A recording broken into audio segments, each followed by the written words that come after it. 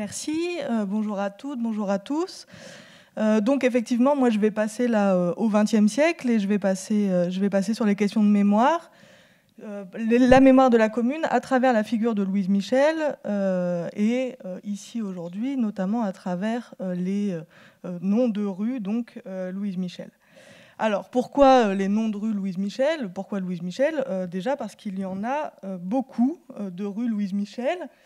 Donc ça, c'est un graphique qui a été fait par des journalistes de Slate en 2016 et qui, donc à partir de la base de données Fantoire, qui est donc la base qui liste les voies et les noms des voies, qui avait donc fait un tableau des personnalités qui sont les plus représentées dans la toponymie urbaine. Donc il y a le graphique général, il y a 200 noms. Là, vous n'avez que les 100 premiers. Et donc, dans les 100 premiers, on voit donc Louise Michel, que j'ai indiqué par une flèche, qui arrive donc en 61e position, donc des noms de personnalités historiques les plus choisis pour des voies, pour des rues, avenues, etc. Donc, elle est la 61e personnalité. Elle est aussi la 5e femme la plus choisie. Les femmes sont représentées en rouge. La 5e femme, donc, elle est après Notre-Dame, Marie Curie, Jeanne d'Arc, George Sand. Si donc on laisse de côté, il y a quelques duos mixtes. Enfin, il y a Pierre et Marie Curie et Joliot-Curie. Donc Louise Michel, la 5e femme la plus choisie, elle est aussi la 14e personnalité politique la plus choisie et la première femme du domaine politique choisie et en plus la seule femme du domaine politique qui figure dans la liste donc, de ces 200 personnalités les plus choisies. Donc la seule femme du domaine politique, si on prend le classement fait par les auteurs qui est un peu discutable puisque vous voyez donc il y a un classement armée-guerre qui donc est séparé de politique qui est en gris là. Et en fait, armée-guerre, ils mettent donc aussi les mouvements de lutte armée et notamment la résistance. Donc en fait, il y a aussi Lucie Aubrac dans le classement, mais qui donc arrive quand même en 166e position, donc malgré tout bien après Louise Michel. Donc 61e place, concrètement ça représente quoi? Donc j'ai regardé là dans la base de données Fantoire, qui est la base de données sur laquelle il s'appuie. Donc concrètement, c'est 603 voix qui sont nommées Louise Michel. Alors bon, j'avais regardé en juillet 2020, je n'ai pas refait le point, mais bon, ça n'a pas dû bouger beaucoup. Donc 603 voix Louise Michel. Alors évidemment, pour avoir une représentation plus fine des réalités de ce que sont ces rues Louise Michel, il faudrait s'intéresser aussi aux différents types de voies. Est-ce que c'est des rues? Est-ce que c'est des avenues? Bon, j'ai pas fait ce travail-là, de regarder leur longueur, etc. Aussi de regarder leur situation dans la ville, où est-ce qu'elles se situent, les rues Louise Michel par rapport au centre-ville. Parce que par exemple, un exemple flagrant de ça, qui est donc un exemple que je connais bien puisque c'est à Lille. À Lille, il y a une avenue Louise Michel, mais qui est en fait une impasse minuscule coincée entre le métro et le périphérique. Donc, bon, il faudrait aussi creuser un petit peu ça pour se rendre compte un petit peu de ce que ça veut, de quelles rues sont nommées Louise Michel, mais malgré tout, elle est quand même, c'est quand même un constat qui est notable. Que donc la 5e femme la plus choisie et la première femme du domaine politique soit Louise Michel, c'est-à-dire une communarde et une anarchiste. Ce n'est pas anodin. Ce n'est pas anodin parce que, évidemment, on peut considérer la nomination des rues et des espaces publics comme finalement un peu un des panthéons d'une histoire collective et puis aussi d'une mémoire collective. Les historiens marxistes ont bien identifié cette dimension idéologique de la toponymie urbaine. Par exemple, Gramsci, qui écrivait dans ses cahiers de prison que la structure idéologique hégémonique infusait jusqu'à l'architecture, jusqu'à la disposition des rues et jusqu'au nom de celles-ci. Donc, c'est la raison pour laquelle c'est particulièrement intéressant de regarder un petit peu ce qui explique que Louise Michel soit aussi choisie comme nom de rue. Alors, pour comprendre un petit peu plus finement la façon dont le nom de Louise Michel s'est retrouvé un peu dans le le peloton de tête des appellations de voie publique. Donc, pour comprendre pourquoi et pour comprendre le sens que les personnes qui ont choisi le nom de Louise Michel mettent derrière ce nom, j'ai récolté un corpus de comptes rendus de délibération des conseils municipaux qui ont choisi le nom de Louise Michel, et donc je me suis appuyée un petit peu là-dessus. Donc c'est des délibérations qui concernent des villes de tailles différentes, de régions différentes, de couleurs politiques différentes. Ici, je vais me concentrer en particulier sur les villes d'Île-de-France, mais évidemment, ça concerne... j'ai récupéré des données pour l'ensemble de la France, même si on remarque qu'il y a certaines régions qui concentrent des voix au nom de Louise Michel. Évidemment, c'est des régions qui sont plutôt des régions traditionnellement de gauche, donc l'Île-de-France, le Nord, le Pas-de-Calais, les Bouches-du-Rhône, le Vaucluse, le Finistère, l'Ille-et-Vilaine. Bon. Donc, qu'est-ce que ces délibérations permettent de montrer ? Première chose, c'est qu'on constate une nette augmentation du choix du nom de Louise Michel à partir des années 1970. Donc là, vous le voyez avec ce petit graphique. Finalement, il y a assez peu de rues Louise Michel, un petit peu dans les années 20-30, deuxième moitié des années 20-30, et puis à partir des années 70, ça se multiplie. Alors c'est en partie lié au fait qu'il y a une augmentation du nombre de voix aussi, il faut évidemment le prendre en compte, mais pas seulement, et j'y reviendrai ensuite. Deuxième chose qu'on peut remarquer, c'est donc que, alors que jusqu'à la fin des années 70, disons, les municipalités qui choisissent le nom de Louise Michel sont très majoritairement des municipalités communistes. Elles deviennent, à partir des années 80, majoritairement socialistes. Là, on le voit, d'ailleurs, de terme à terme, entre 1970, 1974 et 80-84. Donc, il y a un basculement de terme à terme entre les communistes et les socialistes. Donc, à partir de l'élection de François Mitterrand, j'y reviendrai aussi ensuite, alors même que la fin des années 70 n'est pas...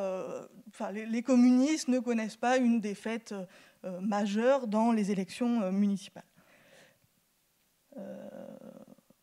On trouve même aussi, d'ailleurs, là on le voit, c'est en bleu, à partir du milieu des années 70, des municipalités de droite ou d'hiver droite qui choisissent Louise Michel. Tout à l'heure, d'ailleurs, on parlait aussi de Tibéri, qui avait inauguré la place de la Commune de Paris, la place de la Commune à Paris. Donc voilà, ça s'inscrit aussi, je reviendrai là-dessus ensuite. Donc ça, c'était la deuxième chose. Et troisième chose, donc là, je n'ai pas d'image, c'est que finalement, et je développerai un petit peu ça aussi ensuite, c'est que quand on regarde de plus près les raisons, les justifications du choix du nom de Louise Michel, donc quand on regarde le contenu des délibérations, on voit que justement, à partir des années 1980, à partir de l'élection de Mitterrand, on voit que les raisons avancées du choix du nom de Louise Michel ne portent plus majoritairement sur son engagement dans la Commune de Paris ou sur son engagement révolutionnaire, mais ces raisons portent sur son engagement pour son combat pour les droits des femmes. Et on voit qu'à partir des années 80, donc, ce cadrage féministe va venir en partie remplacer le cadrage révolutionnaire. Alors, évidemment, les dynamiques mémorielles autour de Louise Michel, elles dépassent très largement, vous vous en doutez, le cadre de la toponymie urbaine. Et si je me permets de faire des généralités un petit peu, et que je continuerai de vous les présenter, sur les dynamiques de la mémoire de Louise Michel, ce n'est pas seulement du tout en m'appuyant sur ces noms de rues, mais ça révèle un certain nombre de dynamiques qui sont plus générales. Et qui, voilà, sur une évolution des formes de la mémoire de Louise Michel plus générale. Alors, pour rentrer un petit peu dans le détail de ça, et puis pour vous donner quelques exemples. Donc, on l'avait vu sur le graphique précédent, c'est que donc, avant les années 1970, le choix du nom de Louise Michel est finalement relativement marginal. Alors, il faut aussi noter que à cette époque-là, la toponymie urbaine, c'est un processus un peu complexe, puisque ça nécessite l'accord de différentes instances de décision à des échelles différentes. Et puis on voit en fait que souvent, les préfets s'opposent au choix de certains noms de rues. C'est par exemple le cas en 1926, où c'est le préfet de la Seine qui va refuser donc la demande du maire de Levallois-Perret. Donc Levallois-Perret, qui est la ville où Louise Michel est enterrée. Donc le maire de Levallois-Perret voulait rebaptiser la rue Vallier en rue Louise Michel en 1926. Donc le préfet de la Seine refuse au motif que les hommages publics, je vous donne le motif, je cite, que les hommages publics ne doivent être décernés qu'à des personnalités sur lesquelles l'histoire a pu se prononcer. Donc en 1926, l'histoire ne s'est pas encore prononcée sur Louise Michel. Alors, donc dans les années 1920-1930, Louise Michel est donc encore loin d'être une figure consensuelle. Elle incarne la gauche révolutionnaire, voire même le communisme, en raison du travail d'appropriation qui est mené par le Parti communiste sur cette période, qui, chaque année, organise des commémorations de la mort de Louise Michel en janvier. Donc, je le disais, elle est enterrée à Levallois-Perret, donc il y avait des manifestations organisées par le Parti communiste à Levallois-Perret chaque janvier de chaque année. Donc une figure majoritairement communiste, appropriée par les communistes et qui, du coup, n'est pas considérée comme une personnalité historique du patrimoine national.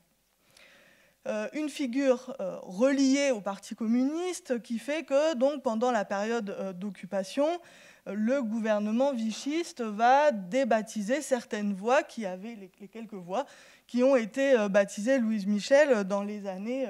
la deuxième moitié des années 20 et années 1930. C'est par exemple le cas à Mantes-la-Ville, où donc là, il y avait, donc le PC a emporté les élections municipales en 1935. Il va y avoir donc une large campagne de baptême de rues qui va être donc menée par la municipalité. Il va y avoir donc 7 voies qui vont prendre les noms de Louise Michel, Karl Marx, Marcel Samba, René Valognes, Francisco Ferrer Camellina et Maximilien Robespierre. Donc une mairie communiste qui sera destituée en 1939 et donc la nouvelle municipalité nommée en 1940 décidera de redonner à ces 7 voies leur dénomination initiale. Après la guerre, les noms de 1935 seront rétablis. Au sortir de la Deuxième Guerre mondiale, le cadrage communiste va tendre vers une dimension patriotique, vers un cadrage patriotique, le cadrage communiste de la commune, je veux dire de la mémoire de la commune et de la mémoire de Louise Michel, va tendre vers un cadrage patriotique. Pourquoi ? Parce que donc, à la Libération, les communards vont devenir les patriotes de 1871, et donc il va y avoir un certain nombre d'analogies entre la résistance et la commune. Donc comment ça se traduit dans les pratiques mémorielles autour de Louise Michel ? Eh bien, ça se traduit d'abord, je vous mets la délibération, par le fait que cette fois-ci, donc à Levallois-Perret, la rue Vallier va effectivement être rebaptisée rue Louise Michel. Même chose pour le métro, c'est donc le métro Vallier qui devient le métro Louise Michel et la rue Vallier qui devient rue Louise Michel. Si on lit donc la délibération, la raison qui est avancée, c'est que, donc, considérant que Louise Michel a joué un rôle éminent dans l'histoire de la démocratie française, c'est une justification intéressante ici, puisqu'il n'est pas question d'histoire révolutionnaire, mais on voit ici ce processus d'inscription de Louise Michel dans une histoire collective, nationale, républicaine. J'y reviendrai tout à l'heure. c'est aussi le moment où il va être décidé de déplacer la tombe de Louise Michel donc Louise Michel qui est enterrée à Levallois-Perret, de déplacer sa tombe vers le rond-point du souvenir. Parce que, donc, en fait, Louise Michel est alors enterrée aux côtés de sa mère et de ses amis Théophile et Marie Ferré, donc dans un coin du cimetière, et sa tombe va être déplacée. Elle va être déplacée donc là où elle est maintenant. Désolée, la photo n'est pas de très bonne qualité. Là où elle est maintenant, c'est-à-dire donc au rond-point au rond-point du souvenir, place du souvenir, là où sont aussi enterrés les résistants. Donc sa sépulture, elle va être déplacée en janvier 1946. Elle va être déplacée donc au moment de l'anniversaire de sa mort, hein, donc dans les commémorations de l'anniversaire de sa mort. Et une manifestation va alors être organisée à l'appel de la CGT, des partis radicaux socialistes et communistes. Cette cérémonie, elle va être perturbée par les groupes de la Fédération anarchiste de Courbevoie et de Levallois-Perret qui vont contester justement ces discours patriotiques qui entourent l'hommage à Louise Michel.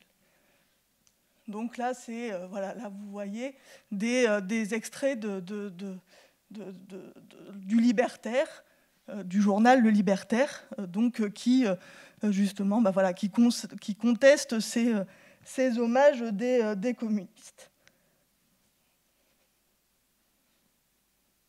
Donc Louise Michel est une anarchiste, insulte à Louise Michel.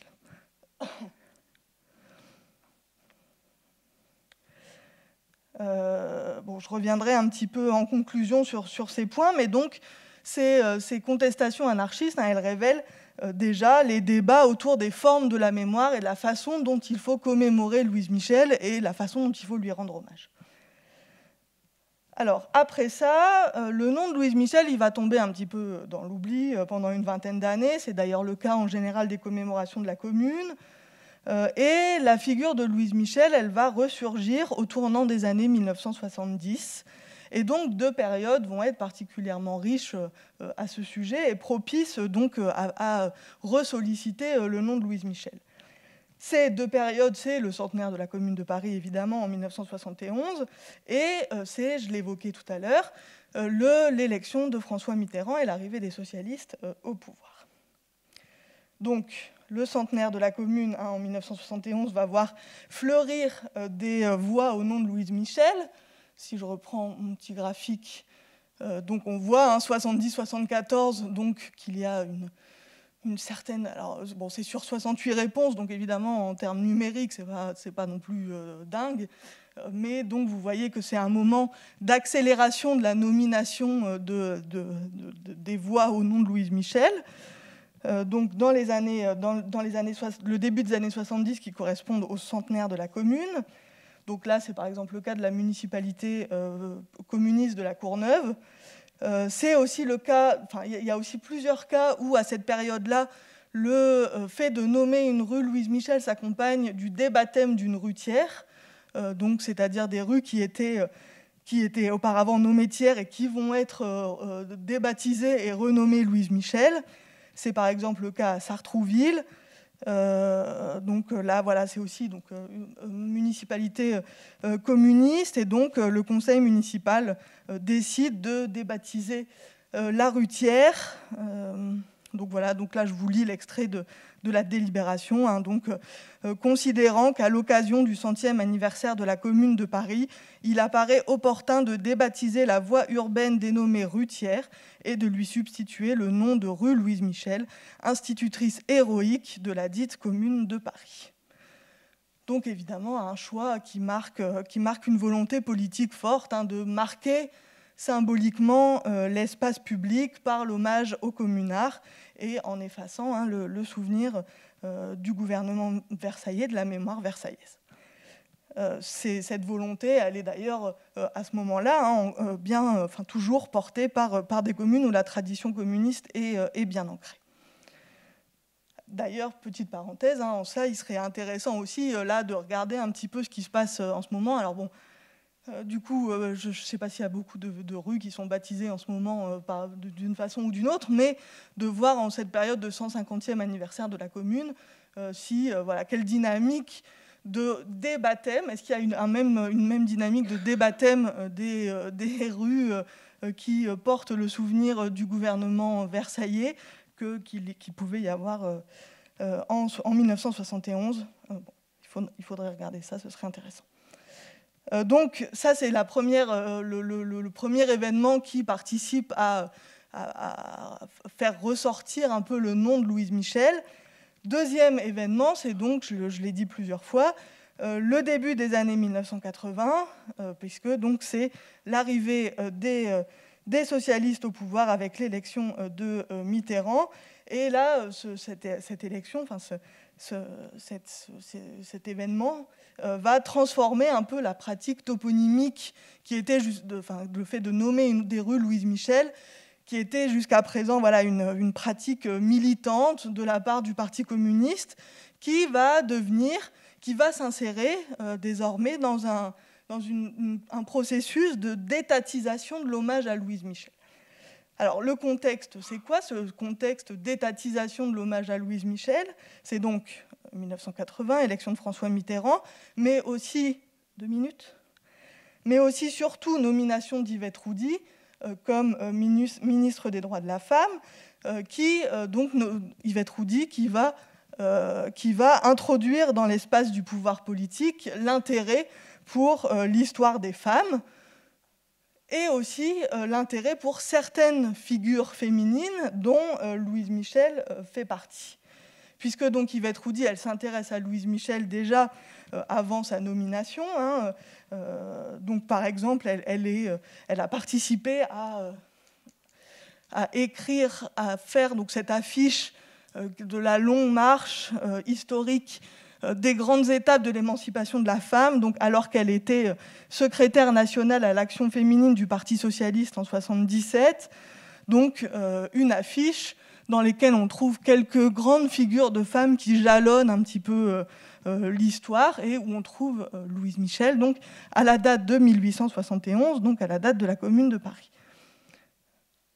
Alors, une fois ministre, Roudy, elle va mettre en place différentes actions en faveur de l'histoire des femmes. Et dans ces différentes actions, on retrouve toujours Louise Michel. Par exemple, donc, en 1982, c'est le premier 8 mars officiel. Et c'est à l'occasion de ce 8 mars donc, est organisée une exposition à la gare Saint-Lazare avec donc, les grandes figures des grandes femmes de l'histoire. C'est la photo à gauche, là où on voit donc Yvette Roudy sous le portrait de Louise Michel. Même chose aussi, des timbres qui vont être édités à l'occasion des 8 mars. Et donc, entre 82 et 86, il va y avoir donc chaque année un timbre, et donc il y en a notamment un consacré à Louise Michel, donc celui de 86. Donc, Yvette Roudy, là, par ses différentes actions, elle va participer, je le disais, à une forme d'étatisation de l'hommage à Louise Michel.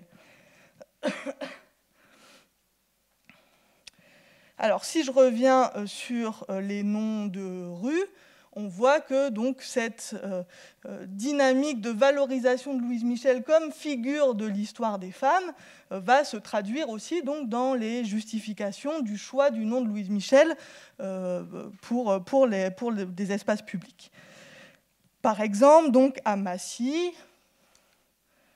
c'est donc un square qui sera nommé Louise Michel en 1986. Et là, donc, c'est afin de rendre hommage à cette Française devenue symbole de l'égalité des droits de l'homme et de la femme dans l'action politique et la vie publique. Là, on voit bien, quand je disais tout à l'heure que donc, le cadrage féministe se substitue en partie au cadrage révolutionnaire, on voit ici donc, qu'il n'est pas mention de son engagement dans la Commune de Paris ou de son engagement révolutionnaire. Cette mobilisation du cadrage féministe, elle est systématique lorsqu'il s'agit des établissements scolaires. Je ne donnerai pas d'exemple ici, mais simplement on peut noter que, alors d'après un article du Monde qui date de 2004, donc ça a sans doute un petit peu évolué, mais en tout cas en 2004, le nom de Louise Michel était le 18e nom le plus choisi pour une école maternelle ou élémentaire. Donc là aussi on voit que c'est un nom qui est particulièrement choisi, mais donc voilà, dans les délibérations concernant les établissements scolaires que j'ai pu récupérer, là aussi le cadrage féministe était omniprésent et systématique. Dans les années 80, c'est aussi le moment où va apparaître la valorisation de son engagement anticolonial et de son implication pédagogique auprès des Kanaks. C'est dans les années 1980 que ce schème discursif va apparaître et être valorisé dans la mémoire de Louise Michel. Cette dimension anticoloniale de l'engagement de Louise Michel, elle sera par exemple mise en avant lors de l'attribution de son nom à une nouvelle bibliothèque du 20e arrondissement de Paris, en 2011, la bibliothèque donc Louise Michel. Donc, bon, deux mots là-dessus. C'est donc une proposition qui sera défendue par Julien Bargeton, du groupe socialiste, et qui va présenter Louise Michel sous 3 aspects. Donc une excellente pédagogue, une militante féministe, une militante anticolonialiste.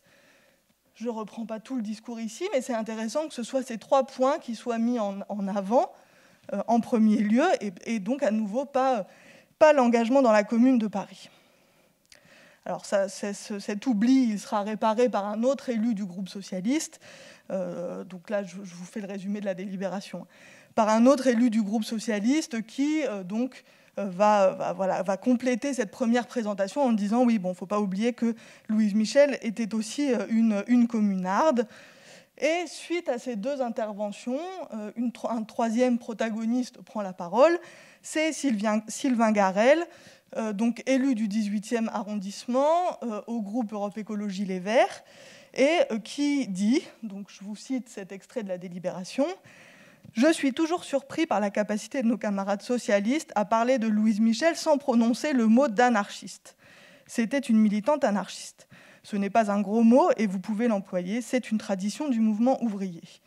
À chaque fois, c'était la même chose. Dans le 18e, au sujet du square Louise Michel, c'est une militante féministe, c'est la Commune de Paris et tout, mais personne ne rappelle que surtout cela a été une des grandes leaders du mouvement anarchiste français et c'est tout à son honneur. » Cette intervention, je vous la lis parce qu'elle est intéressante pour mettre en lumière un peu un des effets de ce processus de républicanisation et d'étatisation de l'hommage à Louise Michel, donc dans lequel le Parti socialiste joue un rôle moteur. C'est donc que ça participe à construire un sens qui est relativement consensuel et un sens dans lequel l'anarchisme de Louise Michel est souvent passé sous silence. Un autre exemple de cet enjeu, c'est celui qu'évoque donc Sylvain Garel dans l'extrait que je vous ai lu, c'est donc le baptême en 2004 du square... Ça ne marche plus, ça, on dirait. Bon, voilà. Du square Louise Michel. Donc square Louise Michel, en 2004 au pied de la basilique du Sacré-Cœur, donc à Montmartre, square qui était initialement nommé square Villette, et donc square qui a été débaptisé et rebaptisé Louise Michel. Bon, je ne reviens pas là en détail, mais on voit bien, rien qu'en voyant cette photo, l'enjeu symbolique fort de ce square Louise Michel au pied du Sacré-Cœur. Ce square, donc, il a été inauguré en présence de Bertrand Delanoë dans le cadre du 8 mars, de la Journée des droits des femmes. Et là aussi, cette l'inauguration de ce square, elle a été marquée par la protestation d'anarchistes contre la récupération institutionnelle de Louise Michel. Cette perturbation, elle marque bien l'existence d'une forme de résistance à l'assimilation de Louise Michel à cette histoire officielle, nationale, républicaine. Et donc, ça montre bien la permanence d'interprétations qui sont fondées sur la conflictualité politique. Alors, pour conclure rapidement, bon, là, j'ai en fait exclusivement parlé de la toponymie urbaine institutionnelle, disons, en tout cas le fait que voilà, la façon dont les rues sont nommées par choix des municipalités et des conseils municipaux, mais la nomination de l'espace public, l'attribution des noms de rues, c'est aussi un enjeu militant, et c'est aussi porté par des groupes non institutionnels, donc avec voilà, une volonté une lutte symbolique là aussi, et une volonté donc de proposer un autre patrimoine collectif. C'est donc le rebaptême sauvage, on pourrait dire, hein, qui fait partie un peu du répertoire d'action des groupes militants, que ce soit des groupes de gauche qui sollicitent l'histoire de la commune et la référence à Louise Michel. Donc là, c'est quelques exemples de rebaptême sauvage. Et puis là, je sors un peu de Paris. Là, c'est à Marseille, l'occupation du lycée Thiers à Marseille, lycée qui est très souvent rebaptisé lycée Louise Michel à différentes occasions. Donc voilà, donc ça, plusieurs photographies hein, ensuite de plaques. Là aussi, c'est souvent le nom de Thiers hein, qui est recouvert par le nom de Louise Michel. Donc une modalité d'action qui est utilisée par les groupes de gauche ou d'extrême gauche, mais aussi donc par les groupes féministes. C'est aussi une mobilisation féministe pour dire voilà, il faut la parité des noms de l'espace public, donc il faut baptiser des femmes, baptiser des rues au nom de femmes. Donc là, par exemple, c'est une photo, il me semble que c'est à Bordeaux. Donc en plus, là, on retrouve bien la graphie des collages féministes. Donc ça s'inscrit un petit peu dans les pratiques récentes. En plus, là, ici, sur... Où est-ce que je ne vois pas bien, mais ah oui, c'est écrit là. Ici, bon, on ne voit pas bien du coup, mais c'est balance ton tiers. Donc, bon, du coup, on voit aussi voilà, l'écho avec les pratiques militantes actuelles. Bon, voilà, je terminerai là-dessus, simplement pour voilà, rappeler que les pratiques mémorielles, elles sont aussi toujours l'objet de luttes et de conflits, notamment ces pratiques hein, qui ont une dimension institutionnelle. Elles font aussi écho aux discussions qu'il y avait eu autour de la panthéonisation de Louise Michel, puisque Louise Michel, elle avait été proposée à l'entrée au Panthéon en 2013. Elle avait été proposée par un collectif féministe. Cette possibilité, elle avait aussi été source de conflits, en tout cas d'une opposition entre ceux et celles qui s'opposent à cette institutionnalisation mémorielle et ceux et celles qui plutôt défendent l'idée que cette mémoire-là aussi doit faire partie d'une mémoire collective, nationale, républicaine. Et donc on voit aussi que tout ça produit des divergences politiques et des oppositions sur les pratiques mémorielles. Voilà, merci.